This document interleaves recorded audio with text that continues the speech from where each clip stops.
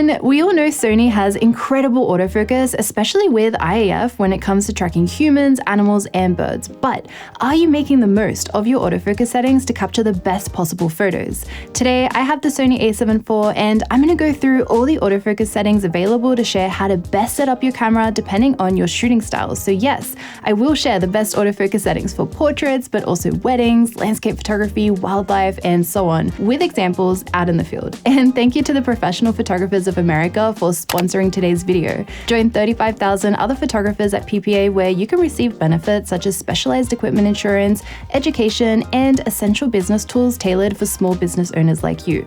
I'll let you know more about them a little bit later on. So while I am using a Sony camera for this video, you will be able to find most of these focus settings on other camera bodies as well. They might just have a different name, but a lot of them will work in the same way across different camera brands. As you've seen on my channel, I shoot with LUMIX, Nikon, Fujifilm, Canon, Hasselblad, and I always set up my autofocus settings in the same way. We have two main options when it comes to autofocus, which are focus mode and focus area. Let's start with the quick and easy one, focus mode. The first option available is single shot AF. When you use this, pressing the shutter button will lock focus. For example, I'm going to take a photo of Dan here. I have the camera set to single shot AF, so I'm going to half press the shutter to lock focus. When Dan moves forward, you'll see that focus is not moving with him. If I want to focus on Dan in this new spot, I will need to lift my finger completely off the shutter and press it down halfway again. This is a setting you use if you want to focus and recompose. It's also handy for doing photography on a tripod or taking photos of still subjects like landscapes or cityscapes. Next, we have continuous AF, where the camera will continuously focus on a moving subject when the shutter is half pressed down. Let's go back to Dan and half press the shutter. This time, when he moves towards me, continuous AF is going to keep focus on him. This is a great setting to use when taking photos of a moving subject. So for me as a portrait and wedding photographer, I always have my camera set to continuous AF. You would also use this for sports and wildlife photography. There are a couple of other options available here, such as automatic AF. Here the camera will decide for you whether to use single shot AF or continuous AF, depending on what it thinks your subject is. Another option is DMF. This works similarly to single shot AF, except once focus is acquired, you can then manually focus to make fine adjustments. Finally, there is manual focus, where you have to move the lens's focus ring yourself to achieve focus. I use this setting the most when I'm doing astrophotography. You'll find because your subject, aka the night sky, is so dark, your camera will have a hard time acquiring focus. Just like DMF, manual focus can also be useful for macro or still life photography, and I also use manual focus for video often, or when I'm using a vintage lens that has no autofocus electronics in it. So before we move on to some real-world examples, the next important focus setting to choose from is your focus area. So let's do a quick rundown of how they all work. Wide basically lets the camera do all the work. This focus area will detect the subject anywhere in the frame, and if you have IAF switched on, it will use that. This is what I have my camera set to the majority of the time when taking photos of a moving subject, so portrait and wildlife photography. Zone will automatically detect the subject, but only within the selected zone area, which you can move around to wherever you like in the frame. Center fix is a medium-sized focus point locked to the center of your frame, and the camera will only focus on subjects within this frame. Next is flexible spot, where you have the option for a small, medium, or large spot. This is your traditional focus point, which you can move around with the joystick or by touching the LCD. It will focus within the selected position. I use this quite a lot when I'm traveling and doing landscape photography, as I like to specifically choose where my camera is going to focus. Since I don't have an obvious subject like a person, I find keeping it on wide can be a little bit too random. Expand spot is like having a focus point, but if it can't acquire focus on that main point, it will then resort to focusing on the selected surrounding area instead. Finally, tracking expand spot will start tracking a subject within the focus area selected, whether that's wide, zone, and so on. This can be handy for getting focus on a moving subject in a busy or crowded location. So let's take a look at real-world examples of how to use each of these focus modes and show you shortcuts I've set up to particular things in my camera. But first, I want to let you know more about the sponsor of today's video, PPA. If you're a photographer, you need to know about the Professional Photographers of America. At PPA, you have access to essential photography resources from workshops to webinars.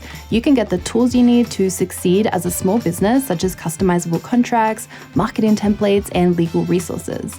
As a member, you can enjoy not having to worry about gear damage or loss with up to $15,000 worth of equipment insurance. You will also have access to events like Imaging USA to connect and learn from other photographers. Whether you're a beginner or a pro, you can use the tools at PPA to improve your photography and grow your business. So if you want to join PPA, please make sure to use the link in my description to get a discount on your membership. So the first autofocus setup is when I'm taking photos with a mixture of subjects. So for example, traveling and weddings. During these shoots, I'll be photographing not only people, but also details, buildings, and landscapes. In order to be able to do this, I need to have control over where focus is in my shot. How I have my focus mode set up in this case is to use a flexible focus point that I move around with the joystick or by touching the screen. The focus point is for taking photos of still objects, details, and landscapes when I want a person to be out of focus in the picture. This works great for travel and weddings because when you're taking pictures of landmarks, there's usually going to be heaps of people around and you don't want your camera to focus on them. However, if I see a moment between people happening or I want to snap a photo of the person I'm traveling with, I can override my focus point with a simple shortcut I map to my AEL button, which turns on IAF. This way, I can jump between taking photos of people and objects really quickly. My next focusing tip works for video and for photo when you need to fine-tune your focus manually. I find the AF to MF toggle switch on a lens can be a bit jolty when you have to click it. Sometimes I also have to physically find it on the lens. So instead, I've mapped my focus hold button on my lenses to switch between AF to MF instead. This way, I can very easily tap on the button in the middle of a video shot if I need focus locked off without having to ruin the shot. The same goes for photo. If I've acquired where I want focus to be, let's say for landscape photography, I can tap the button to lock it off. If you don't have a focus hold button, because not all of my lenses do, I also have this shortcut mapped to my C1 button on my camera body. Next, you should think about whether your focus is locked to your shutter or not. As a portrait photographer, I have always had my focus locked to my shutter button. What that means is when you half press the shutter, it acquires focus, and when focus is locked in, it will allow you to take the photo. While this works for portraits, this is not the best way to shoot other styles of photography such as wildlife, sports, and in general, fast-moving subjects that you have no control over. If you do this kind of photography, you should think about making use of back button focusing. This is when you acquire and lock off focus with a button separate to the shutter. This is usually done with a button that sits right under your thumb on your camera or with the focus hold button on your lens that we were just talking about. This way, you can fire off a photo whether focus is locked off or not. This is crucial when shooting erratic subjects, and a slightly out of focus image is still better than having missed the moment completely. If back button focus is too intimidating or you can't coordinate the buttons, you can still lock off your focus to your shutter button and change the setting in the menu instead. You can make your camera prioritize between AF, where the shutter won't open unless it's in focus, release, which will open the shutter even if it's not in focus, and balanced emphasis, which is what I have my camera set to, which sits between AF and release. Let me know in the comments whether you have your focus locked off to the shutter or with back button focus. I'm really curious. I have 2 more focus setting tips. The next is AF tracking sensitivity, and this in my opinion is one of the most important autofocus settings, and I find a lot of photographers underutilize this setting. You might have come across this setting in the menu and your first thought is to put it on 5 to make autofocus be super fast and snappy. However, that is not how this setting works. It actually doesn't have anything to do with speed. If you've ever been photographing a moving subject, let's say a person spinning around, and you don't like how the camera will sometimes focus on their arm instead, this is where this setting comes in. Setting tracking sensitivity to 5 means the camera will focus on anything held up towards the lens. I have it set to this when I want the focus to jump around. Moving this setting to 1, which is called locked on, means it will keep focus on your subject, and if they bring their arm up or someone walks in front of the lens, your focus won't jump to them. This again is super handy for traveling and weddings where you usually have heaps of people walking around. Sometimes they'll walk past your camera while you're shooting and you don't want your focus to be jumping around all over the place. For portrait photo shoots, I will usually leave my AF tracking sensitivity on 3, which is standard, and for weddings, I will normally have it on 1, locked on. Last but not least, let's talk about focusing with portrait photography. The way I have my camera set up is I have face eye priority in AF turned on and set to human. This is commonly referred to as IAF. I usually have left-right eye select on auto, and I do have a shortcut for this too. If I'm taking photos of someone and I find IAF isn't on the eye I want it to be on, I press the down button on the back dial and this will switch between left and right eye. Once you use this shortcut, it will stay on either left or right eye, which I find a little bit annoying. It would be nice if it could cycle between left, right, and auto again. So instead, I set a shortcut in the function menu so I can access it there to reset it as we're walking to the next photo spot.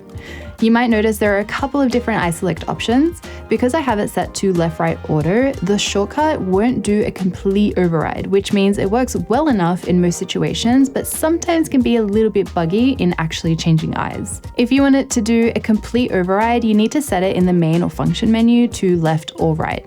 I personally don't like having to always select what eye it's focusing on, so I don't do this. Auto works well enough for me, and I like having the shortcut so I can change the setting while taking photos. Let me know in the comments if you have any questions, but those are some of the main focus settings you should be familiar with as a photographer. I did share throughout this video today how I have my camera set up, but something to keep in mind is that I do have shortcuts to most of these settings, as I change my settings on a case-by-case basis depending on what I'm shooting. So I would have my camera set up very differently for a portrait photo shoot compared to when I'm traveling, for example. I hope you learned something new today, and if you want access to business tools and equipment insurance, don't forget to use the link in my description to check out PPA and get a discount on your membership. Thank you so much for watching. I make new videos every single week, so I will see you all next time. Bye!